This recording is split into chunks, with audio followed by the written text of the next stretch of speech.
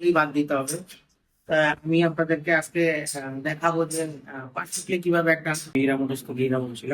আজকে আপনাদের দেখাবো সাসপেনশন পালসার ডাবল ডিক্সের সাসপেনশন কিভাবে ফিটিং করবেন।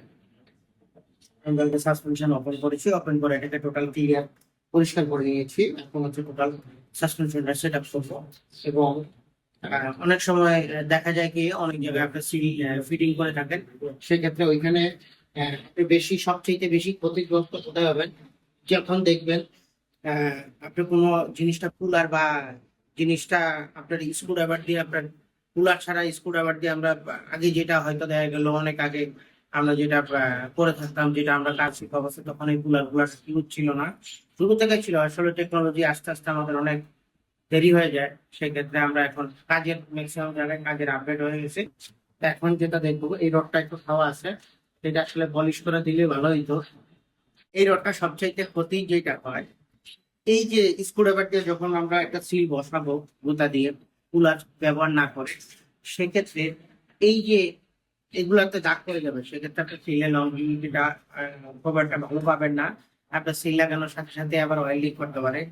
তো এই যে রডের সেফটির জন্য তোমার মানে নাম্বার ওয়ান সার্ভিসের জন্য আমরা স্ক্রুড্রাইভার নট এলাও। এখানে স্ক্রুড্রাইভার দিয়ে কোনো কিছু খোঁচা দেওয়া যাবে না। এটা আমরা সম্পূর্ণ কুলারের মাধ্যমে এটা বসাবো, তাহলে আপনার রড অক্ষত থাকবে। তবে এই রডটাতে ক্লায়েন্টের মানে বাজেটের সমস্যার কারণে আমরা এই রডটা দিয়ে ফিটিং করতেছি। এই রডটা এমনি বাদ। আর এই রডটা যদি আপনি চালাইতে হয়, সেক্ষেত্রে আপনাকে এটা লেজে নিয়ে উল্টানো লাগে। তো উল্টানো যাইতো, কিন্তু এই রডটা উপরেও আপনার কয়েকটা জায়গায় স্পট আছে, যে কারণে রডটা সাসপেনশন ফিটিং করবেন। এটা হচ্ছে, আমি আবারও বলতে চাচ্ছি, এটা হচ্ছে Pulsar double disc, single disc না। পালসার ডাবল ডিস্কের একটা অয়েলের মাপ, সিঙ্গেল ডিস্কের অয়েলের মাপ কিন্তু আলাদা। প্রথম আমরা ভিতরে বেসটা নেব, সেখানে অবশ্যই স্প্রিংটা আমরা বসাইতে হবে। অবশ্যই খেয়াল করবেন এই নিচের যে প্লাস্টিকের যে রাবার সিলটা থাকে, এইটা একটা ভ্যাকুমের কাজ করে, যেটা হচ্ছে আমাদের ভিতরে সাসপেনশনটাকে খুব দ্রুত উপরে উঠতে দেয় না। এটা যখন নিচের দিকে যাবে, তখন এই প্লাস্টিকটা একটা সিলের কাজ করে। অনেক সময় দেখি না আমরা অয়েল কম হলে নিচে গিয়া মানে শব্দ করে। এই সিলটা তখন অয়েলের পরিমাণ কম হলে সিলটাই ওই লাস্টের যে অয়েলটা রেখে নিয়ন্ত্রণ করে, সেটা নিয়ন্ত্রণ মানে ওইভাবে অ্যাকুরেটলি করতে পারে না। এই জন্য আমাদের এই রডের নিচে যে সাদা যে প্লাস্টিকের যে সিলটা, এটা অবভিয়াসলি দরকার। তারপর হচ্ছে আমাদের অয়েল মানে একটা স্প্রিং দিতে হবে, এই স্প্রিংটা অবশ্যই মারবি লাগবে, তাহলে সাসপেনশনে কিন্তু উল্টা গাট গাট করে বাড়ি মারবে। এরপর আমরা রডটা বসাবো। রডের মাথায় আমাদের একটা এরকম গোল একটা সিনেমার মতো একটা বুশ আছে, যেটা দিয়ে আপনার ক্যামেরার মতো দেখা লাগবে, চোখ দিয়ে দেখতে হবে। তা অনেক সময় খোলার সময় এই মাথাটা জ্যাম থাকে, এটা কিন্তু বাড়ি দিয়ে কিন্তু অনেক সময় মাথাটা খুলে যায়। আপনি এই মাথাটা খুলে দিয়ে একটু রাউন্ড করে ঘষে দেবেন, দেখেন একবার পুরো ক্লিয়ার, পুরো পরিষ্কার। এই মাথার সাসপেনশনের মাথার এই যে একটা বুশ আছে, এই বুশটা কিন্তু খুব ইম্পর্টেন্ট। অনেক সময় আমাদের রড ফ্রেশ আছে কিন্তু সি খুব দ্রুত কেটে যায়, তখন আমাকে একটা জিনিস খেয়াল করতে হবে, সাসপেনশনের মাথার বুশটা আর হচ্ছে মিডিয়ালের বুশটা, এই দুইটা ক্ষয় হয়েছে না। এই দুইটা ক্ষয় দিলে আপনার স্মুথনেসটা কমে যাবে।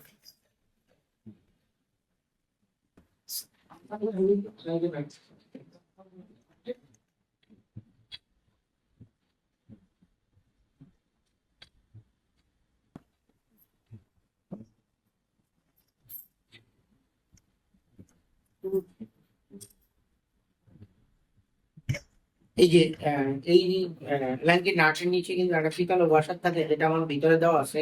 অবশ্যই আপনারা খেয়াল করবেন যখন সাসপেনশনটা তুলবেন, এইখানকার একটা পিতল ওয়াশারটা যেন না পড়ে না। এই ওয়াশারটা পড়ে গেলে তখনই হচ্ছে আপনার এই নাটের গোড়া দিয়ে লিক করবে অনেক সময়।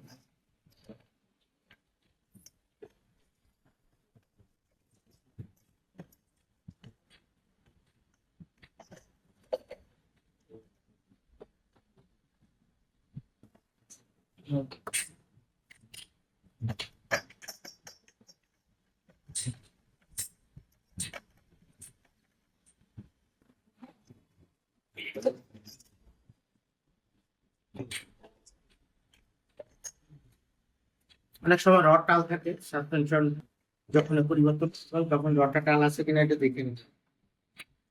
এটা দেখে নিলে সবচেয়ে বেটার হয় কি আপনার অনেক সময় সাসপেনশন থেকে মেরে পড়েন, দেখা গেল ঝাঁক দিলে কম চলে বা খেলে কম। আগে হচ্ছে গোলগোসটা করবে, তারপর হচ্ছে ওয়াশার। এই দুইটা জিনিস আমরা আগে বসতে দেওয়া। আপনারা চাইলে এরকম একটা সেম মাপের একটা পাইপ নিতে পারেন বা একটা কুলার নিয়ে নিতে পারেন। আমাদের এই পাইপটাই আমরা ব্যবহার করি বেশিরভাগ, তবে দেখবেন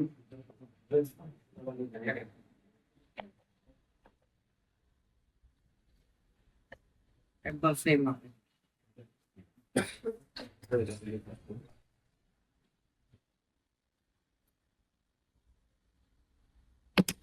অবশ্যই বুঝতে বসানোর পরে চিন্তা করতে প্লেন ভাবে বসে দিতে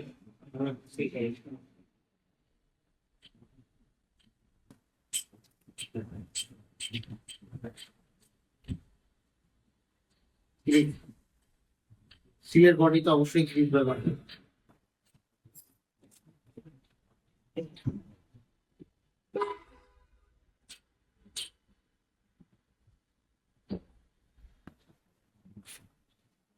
যদি আপনারা চান যে উপরের এই সিলটা তো অনেক পাতলা, এই সিলটা খুলে নেবেন, আপনারা খুলে রাখলে জিনিসটা হইলো কি সিলটা নষ্ট হবে না।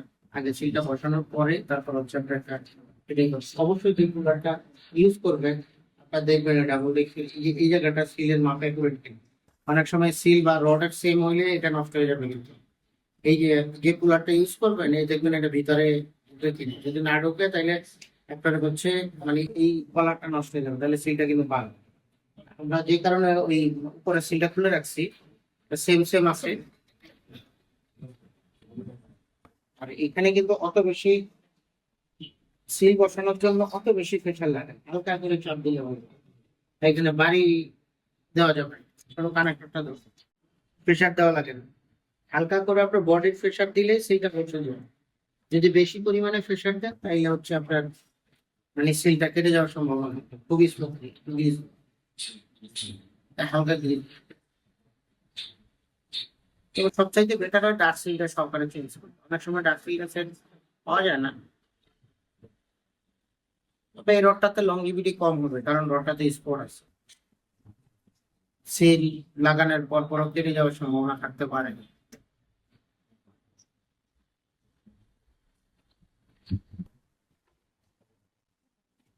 সবচেয়ে ইম্পর্টেন্ট যেটা আমরা সাসপেনশন ফিটিংয়ের শেষের দিকে চলে আসলাম, ইম্পর্টেন্ট যে বিষয়টা আমরা এই সাসপেনশনে যদি আপনারা অ্যাকুরেট অয়েল না দিতে পারেন তাহলে সাসপেনশন আপনার উল্টা পাল্টা বা ব্রেক করলে একদিকে টানবে।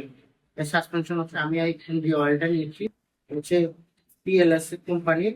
এটা যদি আপনি অরিজিনালটা পান, বাজাজের অরিজিনালটা পাওয়া যায় সেটা ইউজ করতে পারেন, তাহলে স্মুথনেস পাওয়া যায় সব অয়েল যেটা পিএলও কোম্পানির। এখানে আমাদের টোটাল আছে অয়েল আছে 340 গ্রাম। তো এখানে আমি কতটুকু দেবো একটু ভিডিও শেষের দিকে রাখছি।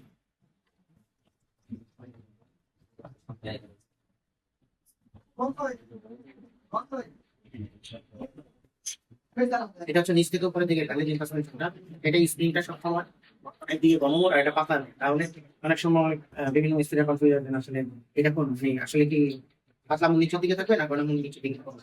এটা সবসময় আপনারা সাসপেনশন ইউজ করবেন মানে স্প্রিংটা ব্যবহার করবেন ঘন মুখ নিচের দিকে থাকবে।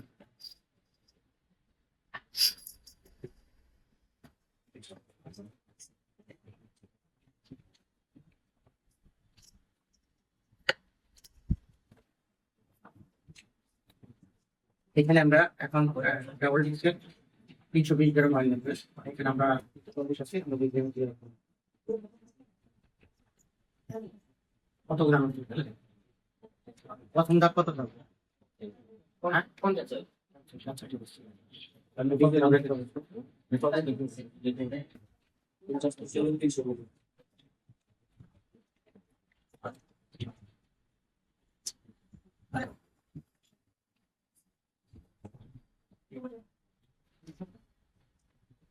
এর কম এবং বেশি দিলে কি হবে আপনার সাসপেনশনটা কম দিলে হচ্ছে নিচে দিয়ে ঢেকে যাবে, আর বেশি দিলে সাসপেনশন স্মুথলি খেলবে।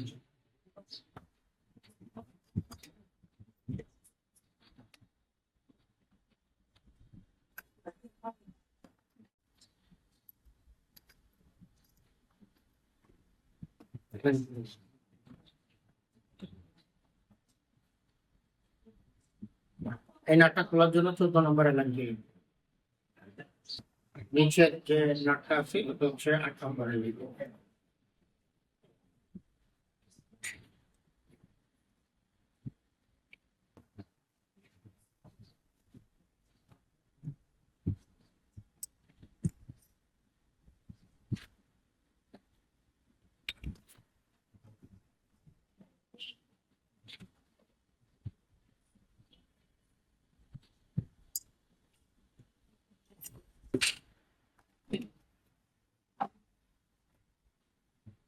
সাসপেনশন ফিটে আজকের মতো এখানে শেষ। প্রথম সাসপেনশনটা আর আমরা কতটুকু জাম করে সেটা দেখছি।